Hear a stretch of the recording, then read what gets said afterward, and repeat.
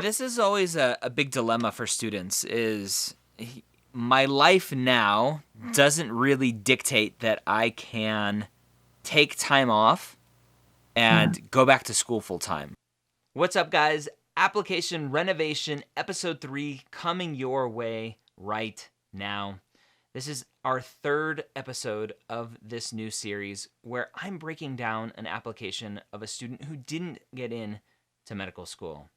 Now, if you want to avoid not getting into medical school the first time, I would encourage you to call Next Step Test Prep and have a free consultation with one of their admissions consultants. The phone number is in the description below. You can use the promo code MSHQ or let them know that you heard about them here on the Application Renovation series on our channel to save some money. Let's go ahead and dive into Episode 3 and find out why our student today possibly didn't get into medical school. This week, we're going to dive into another application renovation with Sierra, who has graciously shared her application with us. How are you doing, Sierra? Doing well. Thanks for having me. Oh, no problem. I'm excited to dive into your application to figure out potentially ways to improve it so that hopefully in the future you are successful and students who are watching this, they can be successful as well. So let's talk about the application cycle in general for you. We're recording this February 2019. You applied this cycle, right? So the 2018, hoping to start medical school in 2019. Correct. How many schools did you apply to? Did you apply to MD and DO? What was that thought process? Yeah, so I applied to 18 schools total for primaries. I didn't get all of my secondaries in, so why not?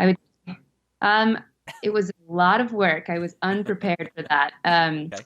And I currently work full time, about 60 hours a week, and it was sort of too late by the time that I was finishing them that I felt like it would not have done me much good to submit them. So I think in total, I was able to finish about 14 of them. Okay. I did apply to both DO and MD programs, 8 MDs. This was my primaries, and then 10 DOs. And I would say out of the secondaries that I could do, I probably left off 2 DOs and 2 MDs. Okay. Yes. What do you think was the biggest struggle for you, the biggest issue with your application to have struggles with the application cycle? A few things. So first off, I think I did not apply early enough. I finished my primary, I would say, end of July, and then I got my secondaries like in August, throughout August, and finished some of them within a 2 to 3 week time frame, but was kind of finishing things all the way through November. So I was pretty late in the game, which I know is number one. And that was one reason. Okay. 2, I'll stop you there for just a quick second. You actually applied at a decent time. July 26th is later than I like, but it's not horrendous.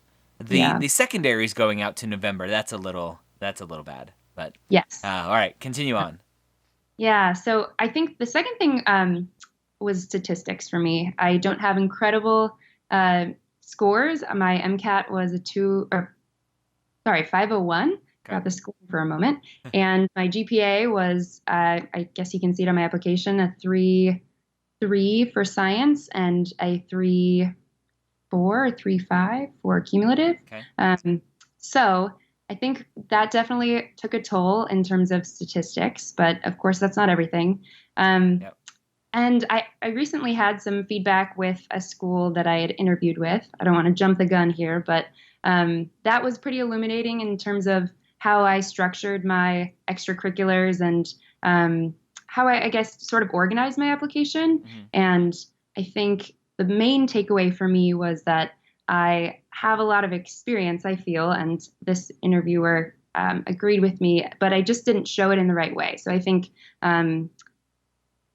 thinking about reapplying, I would certainly restructure that and maybe, I don't know, talk about it in a way that really was transparent about the experience I was having. Okay. What do you what do you mean by not being as transparent as you could have been? Yeah. So, actually, I want to pick your brain about this. Okay. So, one of the things that this person gave me as feedback was he was saying that so what I'm doing now in my job is I've been working as a clinical research coordinator, and I spend about 90% of my time with patients. And Okay. so one of the main takeaways that I had was he was like, so I think, I'm not seeing a lot of clinical experience with patients on your application. And I was pretty stunned by that because I've done this for 2 years, and prior to this, I was also doing a patient-facing job for about 2 years also. So all in all, I have a lot of clinical experience with patients and being Yeah. really involved in their care. And so I sort of asked him how that wasn't clear and maybe how I could have been more clear about that. And he had mentioned that it actually was not in my extracurricular section, that I am a research coordinator. And Yeah, I'm looking through for it right now, trying to that show the person watching, so and I don't see it on here at all. So I had a moment where I was pretty dumbfounded that I had not put that under my experiences. So mistake number one. And number two, I had going back in my brain when I was doing this application, I realized that I had written a significant amount about this experience in my personal statement. And so I probably 3 paragraphs of this was in my personal Yeah. statement. And I had been hearing all of this advice about not repeating yourself. If it's in your personal statement, don't put it in your experiences. Don't waste that space. And so I just was sort of kicking myself, being like, well, maybe I work in a world that's a very large academic institution, and so I think I just was thinking that most people would understand what a study research coordinator does. And he, on the other end, was like, wow, that's, you have great clinical experience, but it Really? just Yeah. didn't come through. Yeah. Um, and So did you leave it off because you're like, well, I wrote about it in my personal statement, so I don't need to put it in my extracurriculars? yes. Okay, yeah. So big mistake there. So the whole repeating yourself Hmm. is don't like tell the same exact story in your personal statement that you're going to tell in your extracurriculars. But definitely put everything in your extracurricular list. 100%. Yeah. Okay. So that was a huge learning point for me Yeah. of just, yeah, I had not realized I didn't put that on there. And I think that, you look at my application and I think, my grades are not stellar. My MCAT's not stellar, but that experience and my experience with patients, I think is maybe what would make me stand out amongst other applicants. Yeah. But because I didn't put that on there in a clear way, I think it just really hurt my Yeah. application. And So so for a student, it happens quite often. You'd be surprised where somebody's just like, oh, duh. Which is why I yeah. recommend every student to journal everything and then just Yeah. make sure you get it all into the application. Mm. As soon as you realize something like that, email all the schools that you applied to. Even Really? if they don't want you to reach out to them, I think it's worth the risk to say, Okay. hey, like, I just realized after getting some feedback on my application that I completely missed this experience, and just give them Mhm. a short little blurb just to say, hey, sorry, if it changes your mind, great. If it doesn't, I'll see you next year, maybe.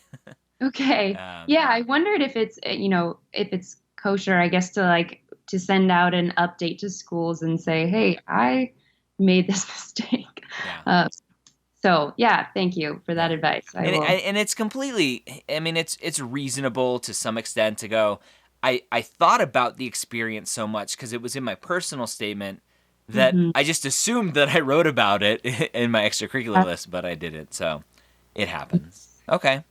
Yeah. So it's funny when you were talking about being transparent, it was almost like that you were trying to hide something, but it Oh was no. no, it's just that you're missing something from your application to actually show who you are in a Yes. more full light.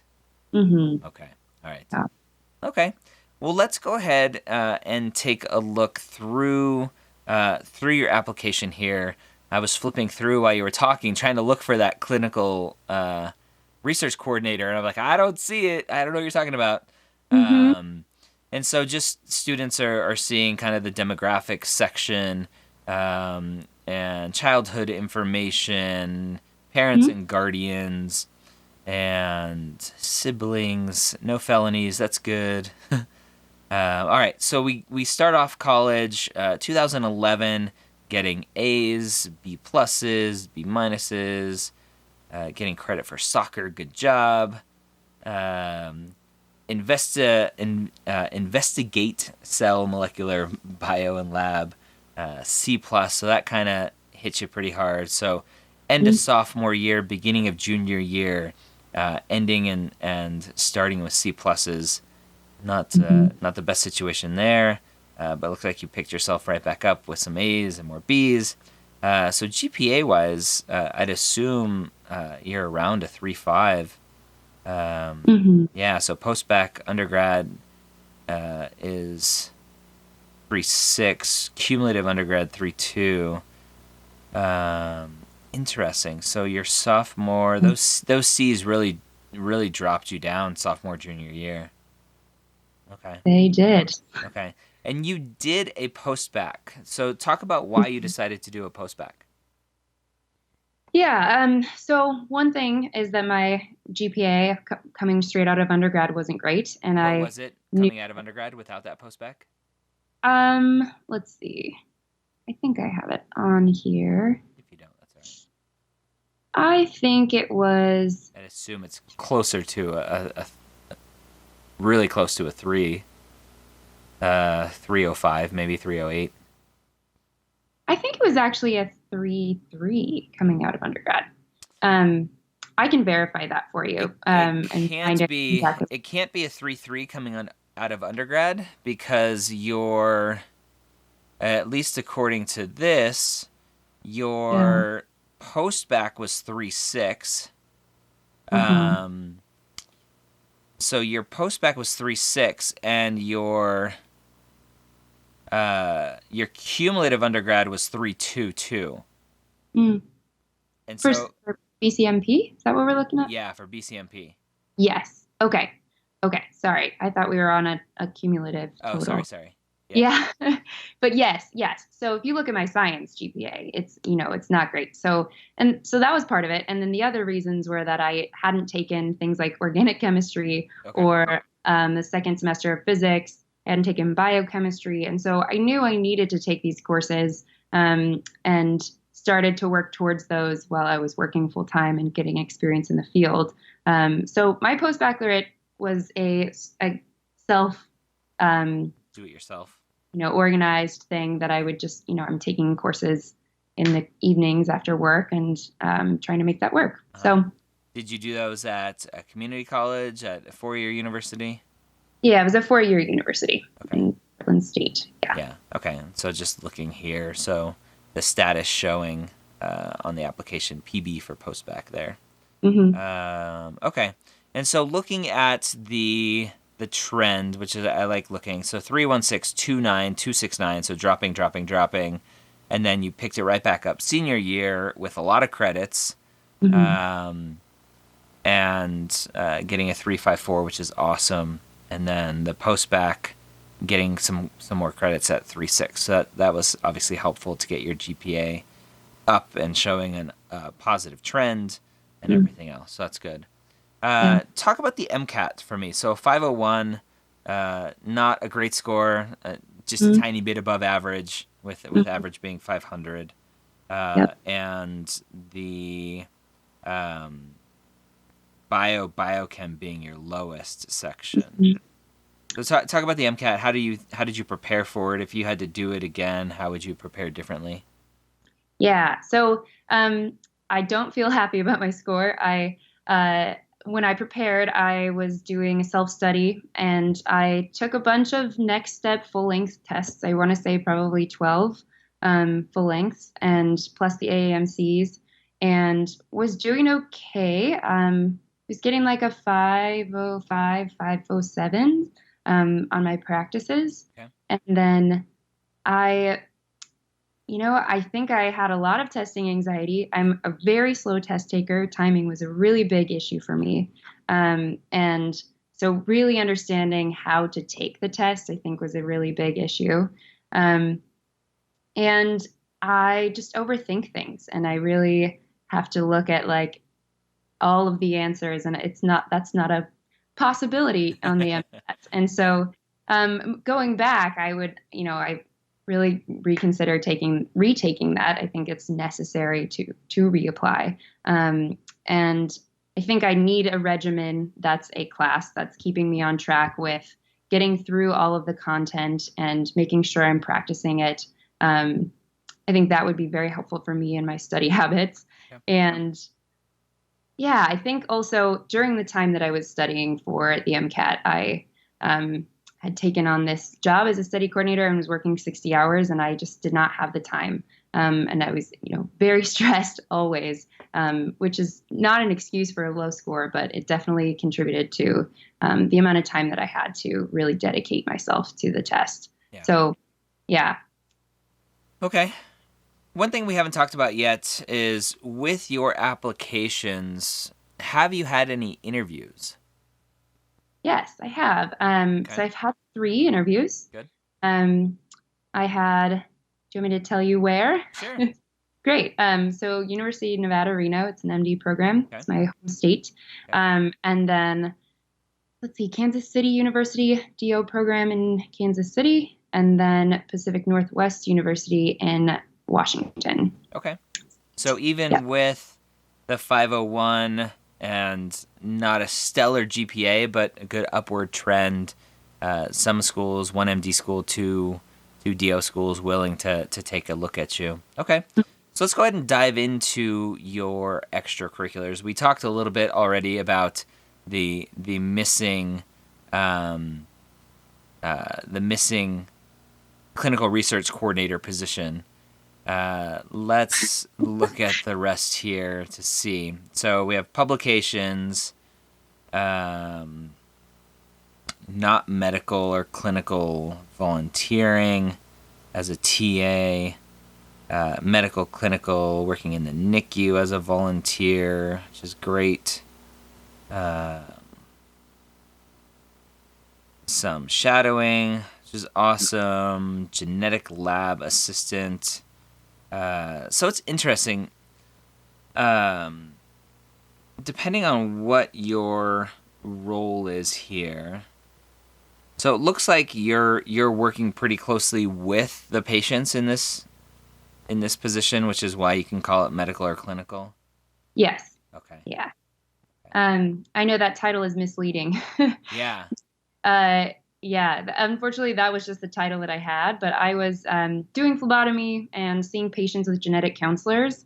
And so I was working very closely with them in regards to, high-risk pregnancy testing and amniocentesis and just being with patients throughout their journey. And so, yeah, it was a lot of patient contact. I would say probably 70% of that position was with patients. Yeah. So it's one of those things where I would potentially have kind of massaged the title a little bit to make it clearer off the bat. And obviously I would get permission from your supervisor to say, hey, like, John, I'm going to put this job on my application. Perinatal genetic lab assistant doesn't really encompass what I was doing. Do you mind if I put perinatal genetic counselor assistant? Okay. Right? And really just ask for that permission, because that encompasses a lot better. Like, oh, you were an assistant to a genetic counselor. That, for a lot of people, makes sense. A genetic lab? I don't know what a genetic lab does. Yep. Except, I mean, obviously what jumps into my brain is just you looking at blood samples all day long. Yes. Okay. So you can get creative with titles and stuff like that. Obviously, you don't want to get too far into that's just a big fat lie territory. But to massage it a little bit like that, I think would be good. Okay. So obviously a ton of work there. And then extracurricular activities, study abroad. So it's interesting. I always question these types of experiences because it's an extracurricular activity. And the definition of extracurricular is outside of school, right? Outside of your curriculum. Uh-huh. And here you're saying, oh, I studied abroad. right? It was Yeah, schoolwork. that's So true. Uh-huh. so it's not technically an extracurricular. Okay. Although a lot of students put it in, and I think it's fine, but it's one of those things like, do I not? I don't Sure. know. But I just like to point that out. Okay. Um, artistic and endeavors, so that's great. Singing a cappella just shows you being a little bit more well-rounded. You have here, and this is always interesting. So you have here these two date ranges, right? You Okay. have August 2012 to May 2015, and then 2 months later, July 2015 to July 2018. Yes. I wouldn't put that date gap in there and Okay. just do 8/12 to 7/18. Okay. I've heard enough horror stories of the way that schools download the data to where Mhm. like one of those date ranges just disappears. And for Wow. something that close, I would Yeah. just tie it all together.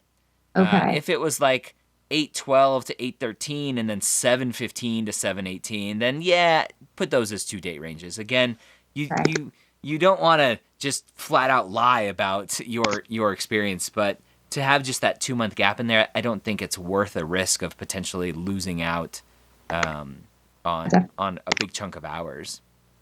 Mm. And ultimately, it doesn't change anything. It doesn't change your story. It's not really important. Okay. Great. All right. Then going back in, you were an RA in school, which is a great experience, honors and awards, and then into your personal statement. All right. So let's dive into some of these experiences. What do you think is a good experience that we should take a look at to look at the description? Um, let's see. I think let's do my perinatal position in the genetic lab. Okay. Yeah, it's a little Okay. more medical. Yeah, a little bit more medical, and it's most meaningful. So again, Hmm. most meaningful, you get for the student watching this, you get 700 characters for that description, and then 1,325 for the most meaningful, and they're two separate essays. Yeah. All right, so right off the bat, I'm not a big fan of talking about what you learned from an experience, as far as like I learned that being a doctor is hard, right? Mm. And so right off the bat, you're like, this role provided invaluable insight into the benefits, hardships, and ethical complexity of genetic testing. Okay, right? Sure. Doesn't really tell me much. You worked closely with the perinatologist, genetic counselors, offering patients informative genetic testing. So a little bit of a job description of what you're doing. And then you get into one specific patient, which right off the bat, I'm like, yes, great. Right away, you're telling me the story of somebody. Mm. And so I'm a big fan of giving people names. Mm. So for one patient, Sally, right, in quotes, Yeah. her unborn sons inherited genetic mutation, blah, blah, blah, blah, blah, right? Okay.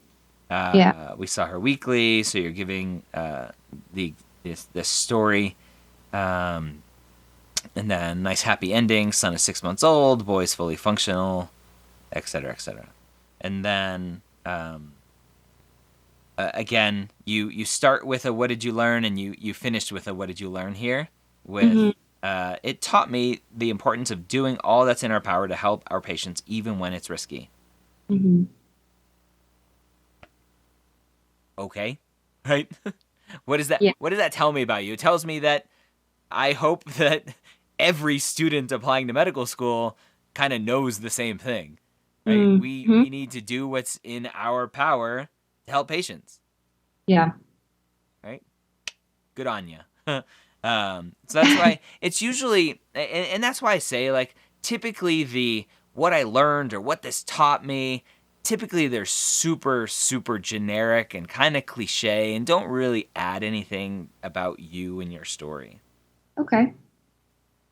Hmm. All right, so diving further into it, we have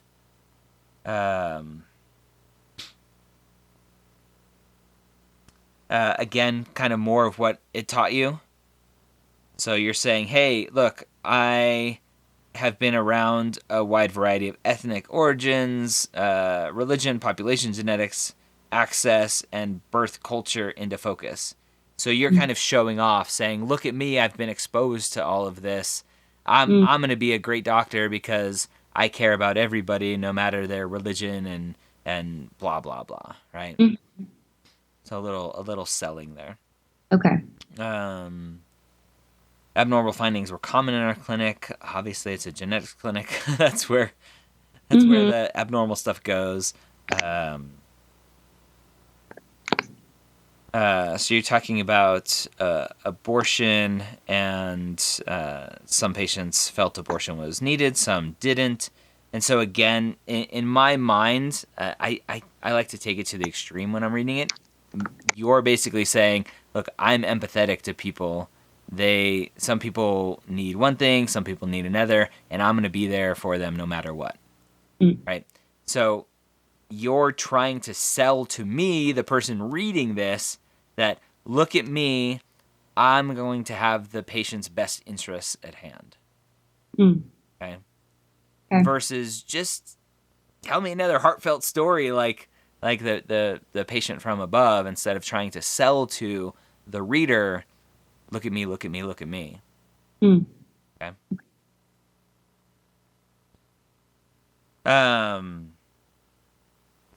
All right. And then, again, next paragraph taught me the impact that prenatal resources can have on life. And then you get into a story with an Iraqi woman, second pregnancy, carrier, looking at family, and talking about how you were able to treat the child, which is good. Okay. So I like that you're dabbling in a story. I would have liked to have that story be a little bit more center focused, a little bit more impactful than just this happened, this happened, this happened, this happened, and actually tell that story a little bit more. Okay. Show versus tell is always something that I tell students. So just a quick Google search of show versus tell, it will bring up a ton of stuff. It's just a common writing technique, a way to write to really be more impactful. And it 100% pertains to the application as well. Okay. Can I ask a quick question? Yep. So you're talking a lot about these kind of generic sentences about learning and what I took away. How would you recommend phrasing that so that it's less generic and but still shows the importance of how that was an impactful experience for me? I think you talk about how it was impactful. What you learned from it, to me, isn't impact. It's you trying to show the admissions committee, look at all of these things that you can check off about me. And so talk about impact, don't talk about what you learned or what it taught you. Okay. I think they're two completely different things. Okay? Any other questions? No, that's great. Thank you. All right. So let's look at your personal statement. How did you get feedback on your personal statement? So I spent a long time creating many drafts, and I shared them with physicians I had worked with who were mentors, with lots and lots of friends and family and strangers that could give me, candid feedback about my writing. And that was pretty much it. So it was like, it definitely went through quite a few people before I actually finalized it. And I still look at it and think I could change it and rework it and add more things or take stuff out. So yeah. That never ends. No. What were you trying to convey in your personal statement? Yeah. So I took an approach of talking about, I wanted it to be patient focused. I wanted to talk about patients, and I also wanted to talk about me because I know it's a personal you know, um, the statement about who I am, and so I try to approach it as I've been a patient before. I have had a very close family member who's been a patient and seen that side of things, and absorbed kind of what that world was like. I had a close family member who passed away from cancer, and now I work in oncology, and sort of tying together how I, in some really small ways, get to be a provider for my patients, and how all of those various perspectives have really driven my goals and my passions and like brought this into focus about why I want to be a physician. Okay. And so that was my hope. Okay. All right, so let's dive in and take a look at this.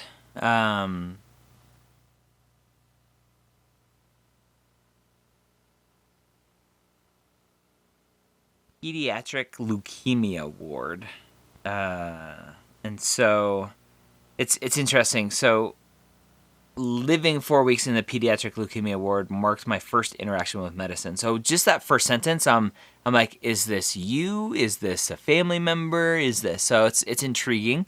Bruises I earned from my battles in soccer. So it tells me you had pediatric leukemia. Bone marrow biopsies. So you're telling the story of your experience. Making friends, illnesses. You were 6 years old. Okay.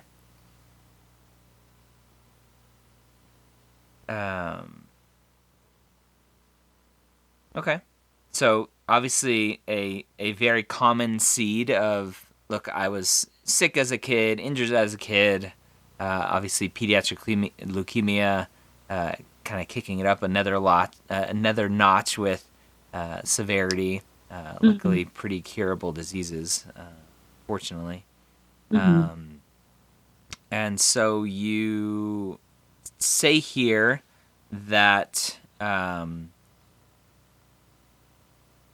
this shaped my relationship with medicine and ignited an interest to understand my body and its biological function.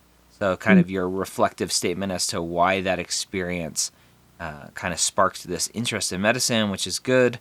Now I reflect on this experience with gratitude and appreciation for the individuals that contributed to my care and led me to find confidence in my choice to serve as a physician. So just a little bit longer of a reflective statement. So I think that's a decent job with the opening. I think, again, kind of the showing versus telling, you could have done a little bit more showing here.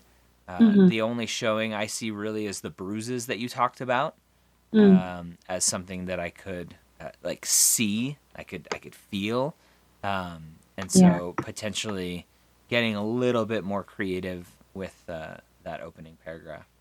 Okay. Just to grab me a little bit more, but good opening. Okay.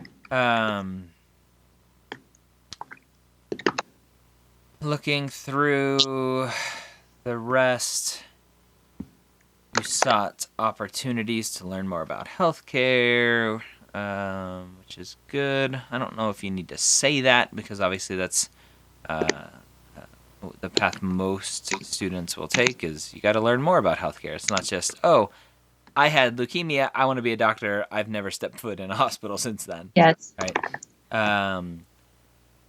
You pioneered an internship with your local hospital. I'm assuming that means you started like an internship. Yep. Okay. Shadowing, scrubbing into surgeries. So pretty generic, right? Again, kind of basic. I shadowed. There's really no real impact here. And then the takeaway, right? You have some more learning in here. I began to understand that patient care is more than a diagnosis. It is also an investment in holistic care and overall community wellness. Okay? Great. Why does that make you want to be a doctor?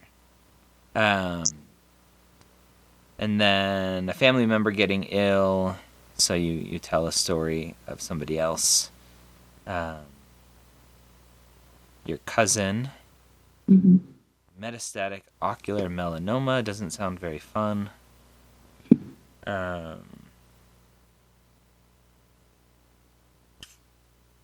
So dying pretty early on.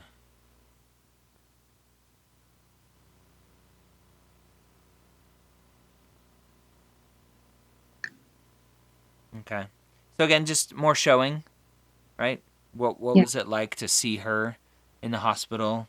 To see what was happening to her. See, instead of what you have here, where you're saying, I was stunned by the empathy, compassion, and transparency that their doctor showed. Show that, right? Show that. What did that look like to Allison, to her family? Okay.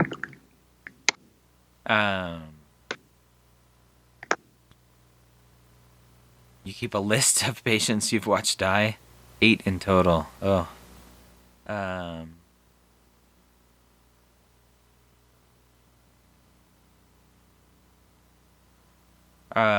So one of the things, let me go back up really quick to the story about Allison.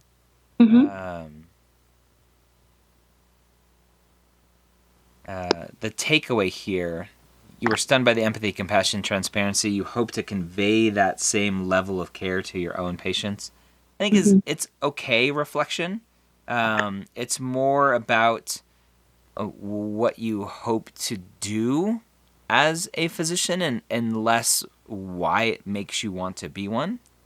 Okay. So I like to try to focus more on the why instead of what. Okay.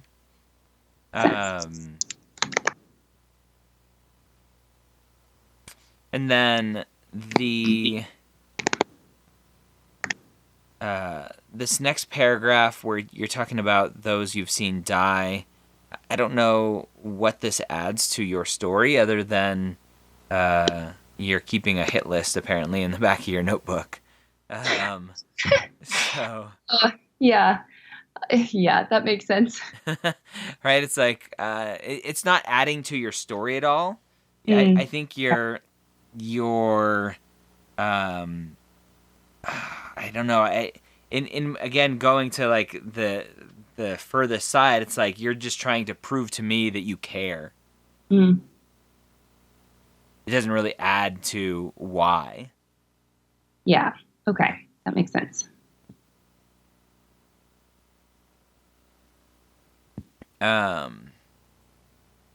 Cancer research.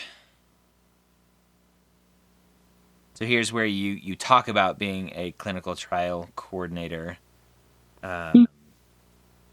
which you don't have in your extracurriculars, but we've talked about that already.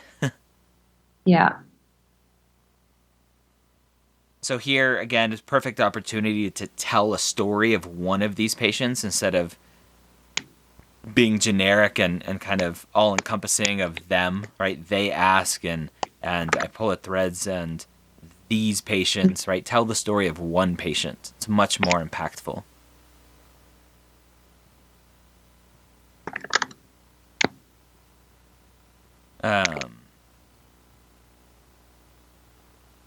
And then your conclusion here, what led you there, what you hope to accomplish.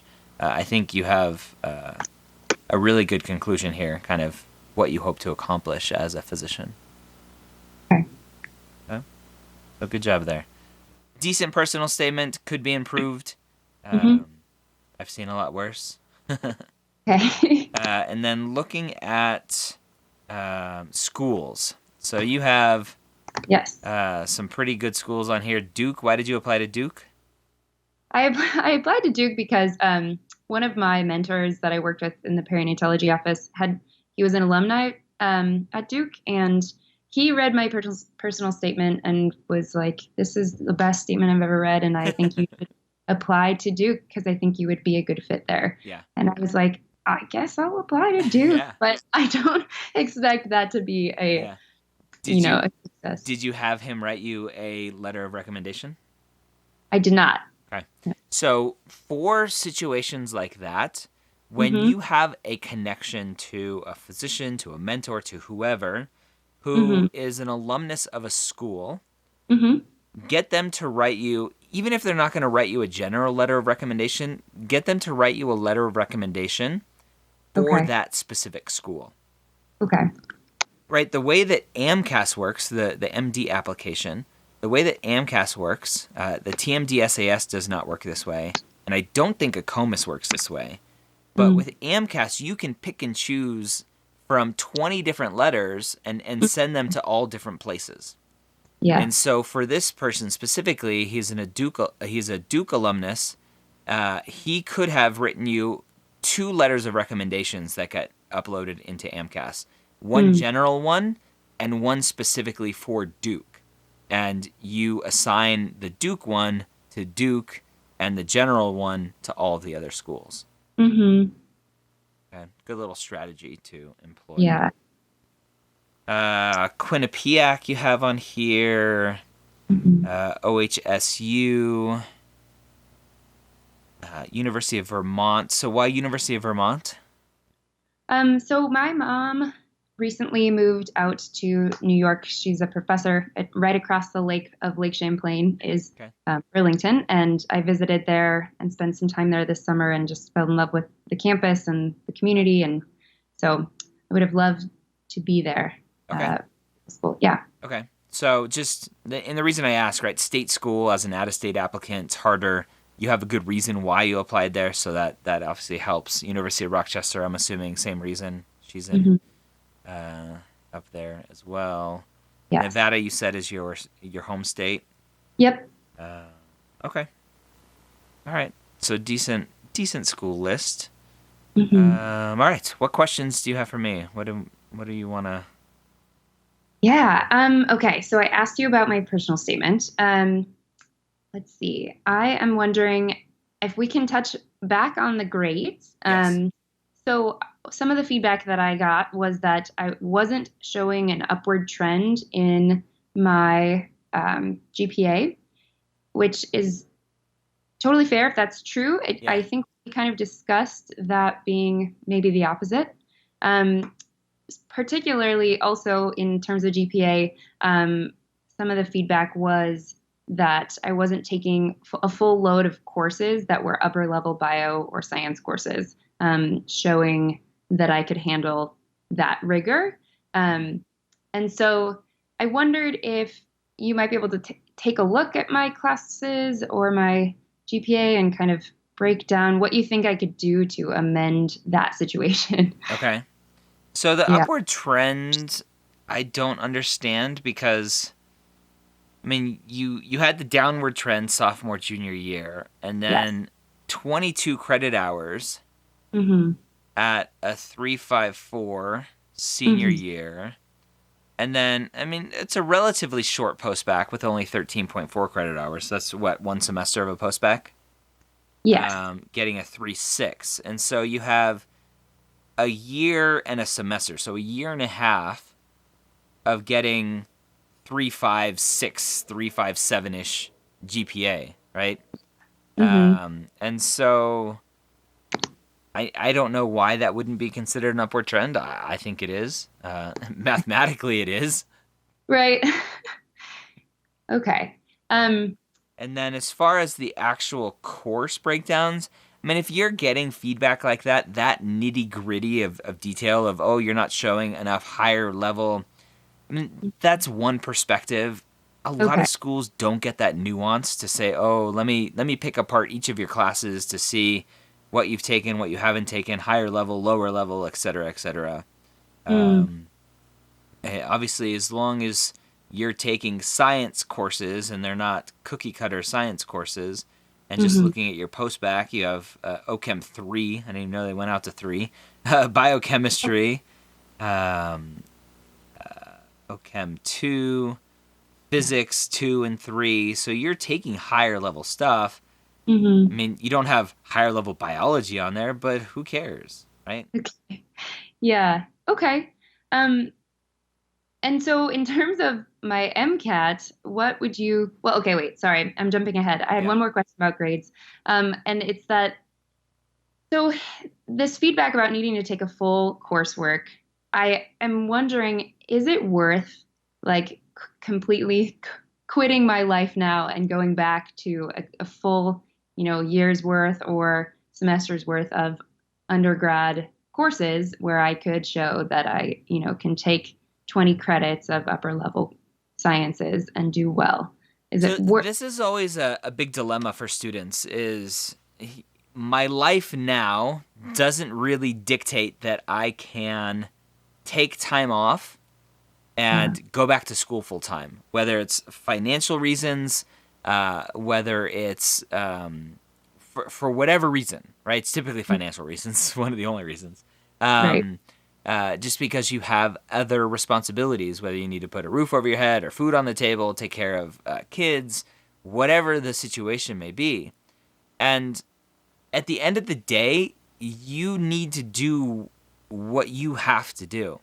And Mm-hmm. if that means not taking classes full time, then that means not taking classes full time. And you do what you can do, Yeah. right? Is it taking classes as much as you can at a 4-year university versus night times at a community college?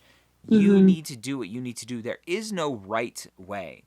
Sure, you may get feedback from one person at one school who will say, yeah, we want to see more rigorous coursework in a semester. And Mm-hmm. great, right? You're not a Yeah. good fit for that school. That's why there's 199 other campuses out there for Right. you to apply to. So Okay. there's no right answer. Again, you just need to figure out what will work for you, Mm-hmm. apply broadly, and hopefully tell a good enough story in your personal statement and your extracurriculars to hopefully have them overlook, if it may be an issue, the fact that maybe you weren't as compact with your grades and classes in a semester. Okay. Great. That's good to hear. I did have a question about just, reapplying and thinking about what's feasible to change on my application at this point. Um, we're getting close to May. I wonder if you would suggest taking a full year in between application cycles to really bolster it and make it different.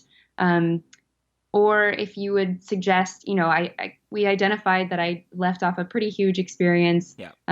and that I can rewrite some of my experiences to be less generic. Yep. But just, I mean, the bare bones of my application, I wonder, what are your thoughts? How could I change it, and how can I improve? Well, here's what I always go back to. What happened this application cycle? You got 3 interviews. Mm-hmm. And as we're recording this, it's February, and so the application cycle is still open unless you've been rejected from those 3 interviews. Then there's still a chance you may get in, Mm-hmm. which we would hope for. Mm-hmm. So at least for those 3 schools, your application was good enough, right? Your MCAT score was good enough. Your GPA was good enough. Yeah. Can your MCAT score be much better? Heck yeah, right? It's a Yeah. 501. That's probably what I would focus on. Okay. Your grades are your grades. Could you potentially increase it to like a 3.3 science GPA after a year of classes? Maybe. Is a 3.3 versus a 3.22 going to be that much of an impact for schools? Maybe Yeah. for some of them, but probably not a huge deal. What will be a huge deal is a 508 versus the 501. Okay. Right? So to me, that's the biggest thing. You're getting clinical experience. You have shadowing. I don't remember from your thing if the shadowing is ongoing or not. It is not. So potentially continuing to shadow a little bit. One thing students don't think about with clinical research coordinator positions is that some of your job you could probably classify as shadowing. I was just going to say, yeah, I do a lot of some of the trials we have are You do a surgical. lot of just sitting in the room and watching the physician interacting with patients. I understand all of that. So, Yeah. and so that's perfectly okay to just extract those hours out of Uh-huh. your job and just kind of guesstimate some shadowing from that. I think is Okay. perfectly legit because that's what you're doing. I mean, sure, you're Yeah. getting paid to have this position, but it's shadowing. So why not classify it as shadowing? I'm all about that. That's kind of just massaging it a little bit, right? Yes. Yeah. So the shadowing and stuff. So that's why clinical research coordinator is a great position. You're getting Mm. great clinical experience. You're technically getting shadowing as well because you're in the rooms and watching everything that's going on. I think Hmm. it's really great experience for students, Yeah. and you get Yeah. paid. I agree. Yeah. Um, Okay. yeah. Okay, great. So based on that, right, going back to your question, should you delay a year or not? Mm, Typically for an application like yours, where it's pretty solid outside of a poor GPA or a poor MCAT score, hmm you can turn around and take the MCAT in 3 or 4 months, study for 3 or 4 months, turn around, get that score in, and apply again. Obviously, you need to focus on personal statement again and extracurriculars again and reworking some of those, which is tough. But I think it's definitely workable. Okay. Would you recommend, so as you can tell, my volunteering experience, they're somewhat limited and also they're not current. And I Yeah. wonder if that's something you would recommend within the few short months that I have before applications open.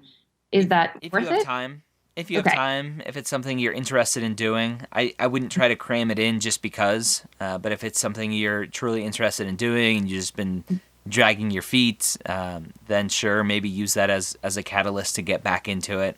But if you're Okay. doing it just because you think you need to do it to show off to schools, I Mm, wouldn't necessarily try to squeeze it in there. okay. Um, let's see. What else did I have to ask?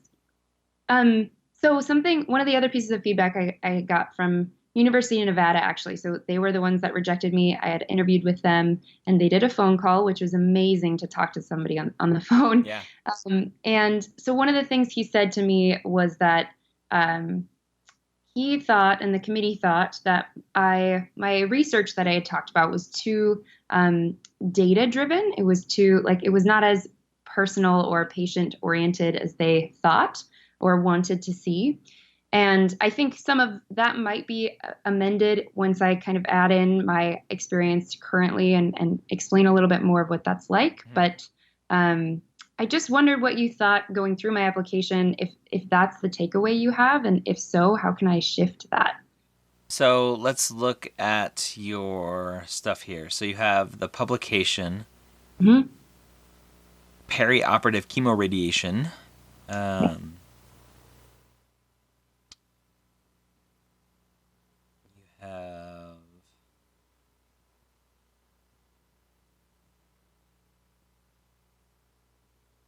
is that the only research you have? The only publication, The only yes. publication. But yeah, I don't see any other research. Right. He had said that he felt like that was also a part of the personal statement that I had written. It was too data oriented Yeah, or and okay. that's where like going back to focusing more on the patient, Okay. right? And that's where I'm not a fan of writing about research in a personal statement. Mm, I don't think it belongs in a personal statement. If yeah. if you're that keen on writing about research in your personal statement, then my question is why don't you go be a researcher, right? Right. The Yes. goal of the personal statement is to show why you want to be a doctor. Yeah. And if you want to be a doctor to do research, then I'm going to have an issue with that. I want you to focus on patient care. hmm Okay. Um, did you feel from my personal statement that it was, I mean, yes, it can be definitely more patient oriented. Mhm. Do you get the feeling that I am interested in being a PhD student as more than a physician? No, Okay, great.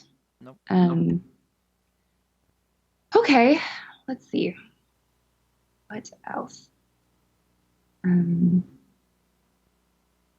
something again from this feedback that I got from UNR, they had said to me that this person, I don't think he had read my application necessarily, but was just maybe kind of reiterating what the committee had said.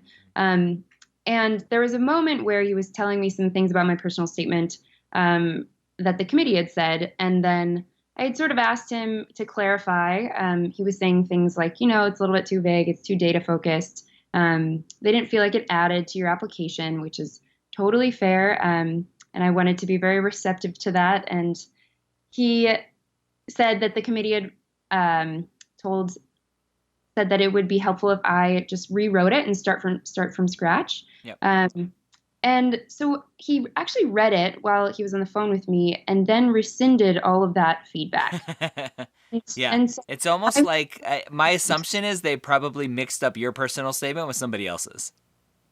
Oh man, that's a bummer. Yeah. Yes, I think it just illuminated what that process looks like. And she shared with me that usually their committee looks at the application itself first and then they read the statement, Hmm. which was news to me. And I think, I just wondered what your thoughts were about that.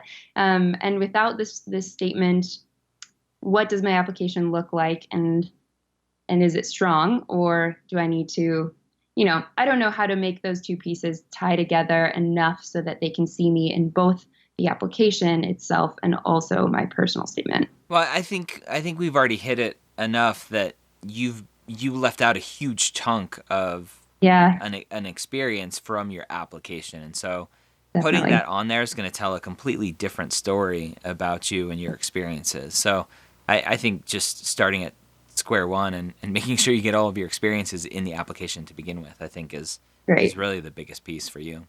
Okay. Perfect. Okay.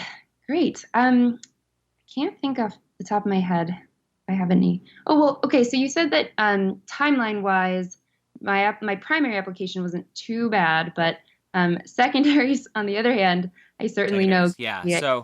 So my recommendation typically, obviously, apply as soon as you can. Yeah. You apply it a little bit later, and one of the challenges with applying later is that as soon as you submit in July, Mm-hmm. that July 26th date that you submitted, it's Mm-hmm. probably a day or two or three or a week where the secondaries start coming in. Yes. Right? The schools will see your application before Mhm. you are verified. Okay. If you apply really early in the application cycle, usually typically there's a delay between when you submit, when you're verified, and Mm. when the first wave of applications goes out. Okay. And so you have that period of time to take a breath and then start writing secondary essays Okay. before they start coming in. Yeah. And Um, Sorry, go ahead. and so that's really at the heart of secondary essay strategy is Mm. write them as soon as you can. Don't wait for them to come to you. And so that's why we created the secondaryapps.com website so that all the secondary essays are there for you to look at and start writing. Great. Okay. Um, so thoughts about secondaries and completely rewriting them or I would um, rewrite as much as possible. okay, great. Yep. Good to know. Um, okay. And then one more question about those secondaries. So I think, or I wondered, how much in your opinion, do schools really look at your secondary and combine it with your primary and look at that whole Every package? school is going to be different with how they look at it, right? You got feedback that they look at application, then personal statement. A lot of schools will do personal statement, then application. Some I, schools may do secondary personal statement, then application. yeah. When I was writing my personal statement book, I reached out to the dean at a very prestigious medical school. And he's like, look, most personal statements suck. And so we rely more heavily on secondary essays. Mm, So okay. it just depends on the school. Yeah. Okay.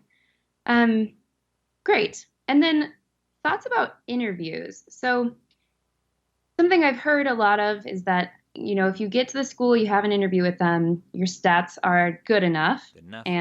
and on paper you look good. And in person, if it's not translating, maybe that's the issue. So walking away from two interviews that I had at UNR and um, at KCU, uh, both of them I thought went okay. It's nerve wracking and it's a long day, but I also got rejected from both of those. And so I reached out and asked for feedback, obviously, but I had thought, it was my interview that was terrible and maybe I just totally bombed it. But actually on this phone call with UNR, he, was looking at my application and was like, wow, actually you did exceptionally well on your interview and don't change a thing. And I was like, what? I'm so confused. I, yeah. So I guess I'm wondering, what are your thoughts about that? And it's definitely one school for sure. Yeah. But One school that read the wrong personal statement. Yeah, so I left that call feeling totally like confused about Yeah. some parts of my So application. this is the frustrating part about the medical school application is that it differs at every single school. Some Mm, schools, once you get to the interview, will ignore the rest of your application and only go off of the interview. Some okay. schools, when you interview, they'll get back together, look at your interview, how that was scored and graded, and get feedback from the interviewer. They'll then Mm, look at your MCAT and your GPA and your extracurriculars and your personal statement, and they'll go through it all again. yeah. And Okay. so you could have gone at the schools where you interviewed at, they could have done the latter.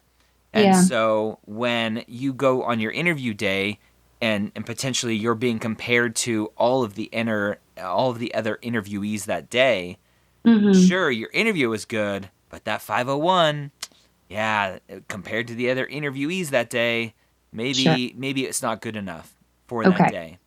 Yeah. And so it's just, again, it's completely school dependent. And so, I mean, it's great that you got feedback that your interview was good. I Hmm. would always mock interview up the wazoo just to make sure you're prepared and can Yeah. handle that. But beside that, I mean, trying to get that nitpicky and trying to critique and pick apart, it's just impossible because every school is different. Totally. Okay. That makes a lot of sense. Yeah. All right? Okay. Great. Thank you so much. This is so helpful. You're welcome. Well, good luck to you in the future. Thank you very much, Dr. Gray.